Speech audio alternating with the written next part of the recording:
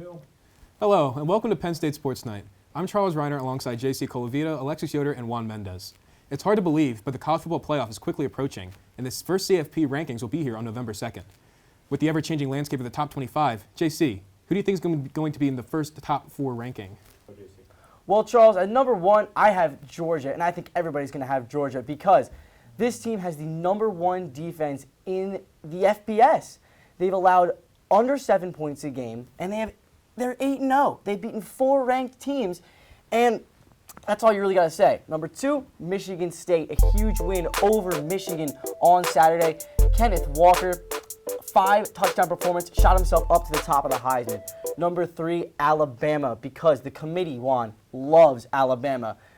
I wouldn't agree with that, but this isn't our rankings. This is the committee's rankings. And then you've got number 4, Cincinnati. Group of 5 team finally in the top 4. Desmond Ridder has looked great.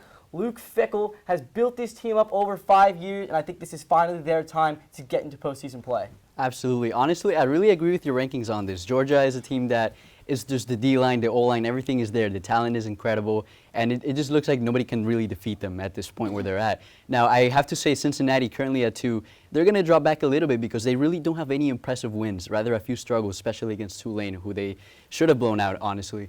Oklahoma is creeping in, and other teams of that kind, but honestly, that Oklahoma team, once they did the switch from Rattler, is looking really good for them, and who knows what the future of him is going to be later on, but these initial rankings are not going to be something too, topic of conversation too big, honestly, because you know the favorites, Alabama, of course, like you said, is going to approach again even after that loss that they had, and they love Alabama. They know how to figure things out. They have one of the greatest coaches, if not the best coach in the entire history of college football, so we'll see what happens.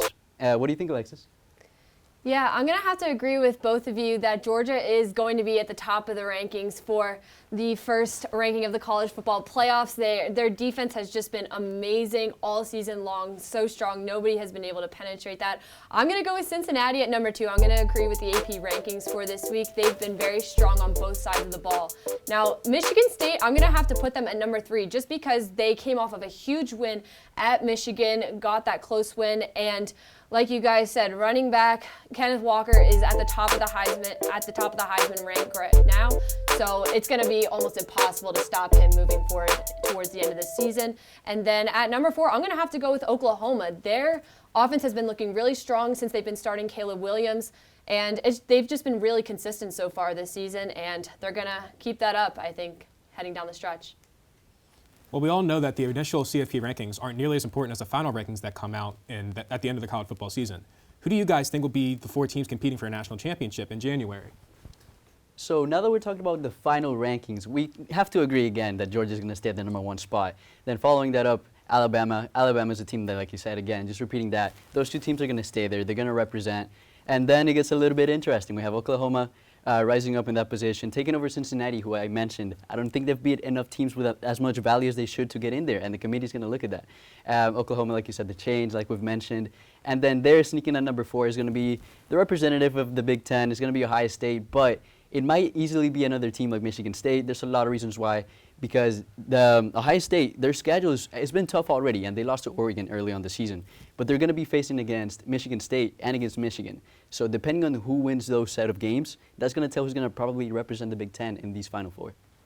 So, Juan, I'm going to disagree with you here, actually. So, obviously, yes, Georgia, number 1. They're scheduled the rest of the year until the SEC Championship. Easy money. That's a dub. They're going to the SEC Championship game, and they're going to beat Alabama in that game. Alabama is not in my top 4 for the final rankings. I got Michigan State at number 2. They have a test in Ohio State in a couple of weeks. I think they roll over them. They steamroll them in the shoe. Just like that, I think Cincinnati bumps up 1. They get to play SMU. That's going to be their top matchup for the rest of the year. And if SMU keeps improving and Cincinnati blows them out, they're in the top 4. And I think after Alabama bounces out, Oklahoma, as Alexis said, Caleb Williams has been going off since taking over for Spencer Rattler, and I don't think anybody can stop him in the Big 12. Where are you thinking, Alexa? Cincinnati, I have them staying in the top 4 at the number 4 spot. The committee always likes to have, 1 and 4 being a good matchup, and then 2 and 3. I think that Cincinnati and Georgia might be the blowout game that we see in the semifinals, but Cincinnati not playing great competition at the end of the season, so I can see them staying at number 4 in the rankings. Well, it's no secret that college football is a crazy sport filled with unpredictable outcomes and wins and losses. Are there any teams that you guys think could possibly sneak into the college football playoff and make some noise when bowl season rolls around? Absolutely, Charles. I'm thinking Wake Forest. Do I think they have a realistic shot? Absolutely not. Do I think if crazy things happen in the college football playoff, in college football at all, we're used to that. I think they could sneak in. They are the undisputed best team in a weak ACC right here. They are 8-0. They're undefeated. And if you look at their remaining schedule, their only test is away at Clemson. And Clemson has a ridiculous winning streak at home. That's going to be their only test, but I think they cruise to an ACC championship. They are indeed undefeated, and the team that I selected that is not undefeated, they actually have 2 losses, and that is Texas A&M. Now, one of those wins, however, is Alabama, who I have in my top 2 for the final rankings. And the thing about this team is their dynamic run offense, with not C.J. Spiller, for any Bills fans out there, but Isaiah Spiller and Devon Achane, who are 2 very dynamic runners, who in a lot of the games, they both combined for more than 200 yards. To be a little bit more specific, in the last 2 games that they had after that win against Alabama, they kept on going. They used that momentum. And in those 2 games, the rushing total in those games were more than 280 rushing yards. And they did really well defensively.